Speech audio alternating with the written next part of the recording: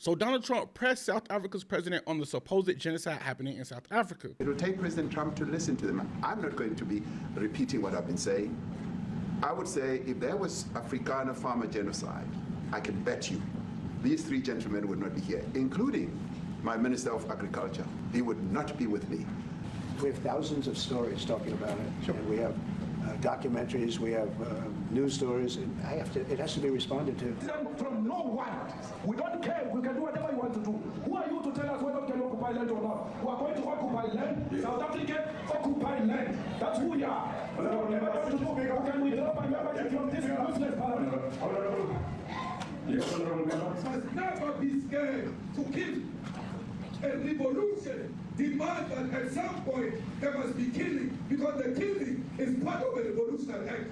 So I'm going to fully explain what you saw there. So I took my notes, I watched the whole thing so you don't have to. So I'm going to try to make it as fast as possible. So stay with me, okay? I'm going to talk kind of fast. So the part where the South African president was saying, hey, if there was a genocide happening to white South African farmers here in South Africa, this man would not be standing next to me. The man that he is referring to is South Africa Agriculture Minister John Steenhuisen. I can't even say that name. That is the whitest name I ever had. Speaking of white, he is white, and that's why he's saying that. He's saying, hey, if it was a white genocide and I supported that, I would not have white leaders here. I wouldn't bring them to the U.S. to talk to you, okay? So then Trump still doubled down and said, it is happening. A genocide is happening to white South African farmers. You are killing them, allowing them to be killed, and then nothing is happening. So as he starts to combat that South Africa president, that is to say, hey, that is not true, John steps in and says, hey, that is not true as well.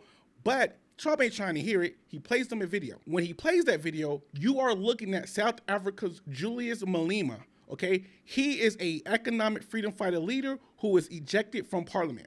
Now they both, John and the president of South Africa, tries to explain this for Trump, but Trump is not trying to hear it, okay? And when Donald Trump is saying, hey, you're taking that land, what he's referring to is the Exploration Act in South Africa. Now this act allows, and you can agree with it or not, that's not what I'm here for, this act allows for South African government to take land and redistribute it. What the world has just happened? Okay, now this is to create an economic growth amongst race. Now, why would you say that? Why do they need that? It's because white people only make up 7.3% of South Africa. However, they own 72% of the land. That would be like if 13% of African Americans here in the United States own 80% of corporate America. Y'all would lose your mind. The South African president also admitted that there was crime happening in South Africa, but most of the people that are being unalived are black people. And at the end of the day, there's genocide happening all around the world. Why are you only letting South Africans in here? But that's what happened. That's what happened. I just I had to make it quick because I know the attention span on social media is getting lower and lower. But if you have any questions, let me know in the comments. Death, death, death, horrible death. And these are people that are officials, and they're saying that kill the white farmer and take their land. White farmers, and those cars are lined up to pay love on a Sunday morning. Each one of those white things you see is a cross, and there's approximately 1,000 of them. They're all white farmers, the family of white farmers. And those cars aren't driving, they're stopped there to pay respects to their family member who was killed.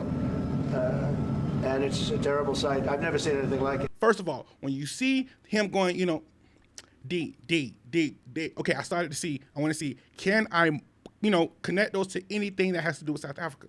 And it took less than 30 seconds. Someone else had already found that one of the photos came from the Democratic Republic of Congo. And once I saw that, I was like, hey, I'm not gonna waste my time. Fool me once, shame on me, fool me twice.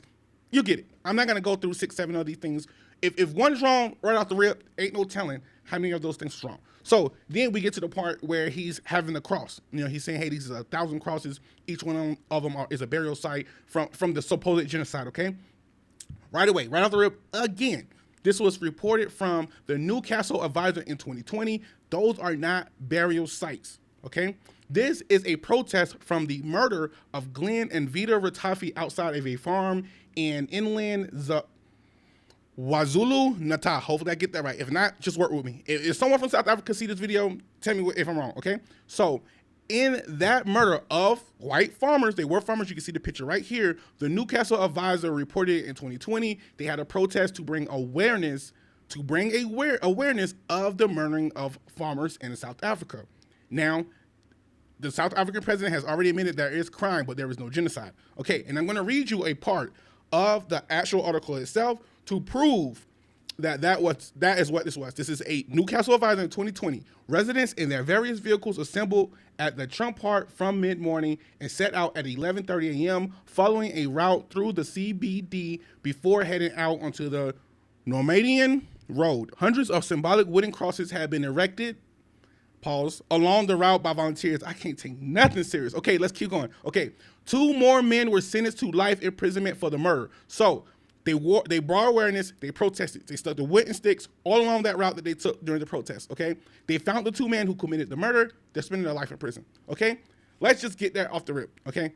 There is things happening in South Africa, and the South African president has admitted to it. But let's listen to some numbers so you can wrap it around your head. 225 people were killed in South Africa farms during the 4 years ending in 2024, per the New York Times. Those victims included 101 black current farmer workers living on farms and 53 farmers who are usually white. So now that we got that out the way, let's get into how this started and why this started, okay? Donald Trump is focusing on this only and solely because of this one man, Elon Musk, okay? I reported on this in January because in December, Elon Musk started pushing this white genocide agenda, this supposedly white genocide agenda. What happened is Elon Musk wanted to build a Tesla battery plant in South Africa. He went to meet with South Africa, the South Africa president as well.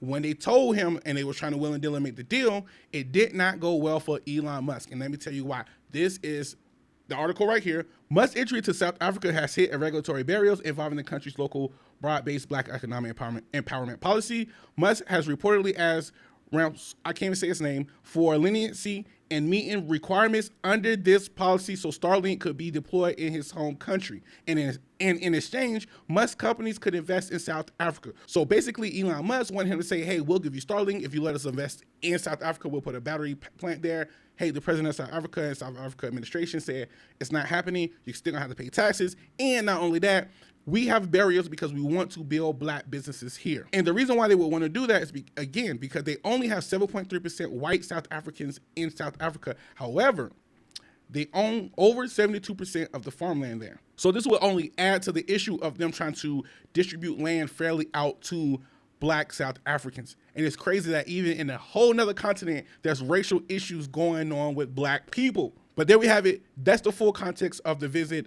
It's all BS. He thought he was going there to try to, get back into willing and dealing with the U.S. as far as imports and exports, and he got slapped in the face with this BS, okay? If you got any questions, let me know. If you want a full video, I got to do it on the other app, not this app, but just let me know, and I'll do it. Nard News Now, facts, details, opinionated. These are articles over the last few days. Death of people. Death. Horrible death. And these are people that are officials, and they're saying that kill the white farmer and take their land. Of white farmers, and those cars are lined up to pay love on a Sunday morning. Each one of those white things you see is a cross, and there's approximately 1,000 of them. They're all white farmers, the family of white farmers. And those cars aren't driving, they're stopped there to pay respects to their family member who's killed. And it's a terrible sight. I've never seen anything like it. There is criminality in our country. People who do get killed, unfortunately, through criminal activity are not only white people. Majority of them are black people. But we have thousands of people that want to come into our country, and they're white farmers, and they feel that they're going to die.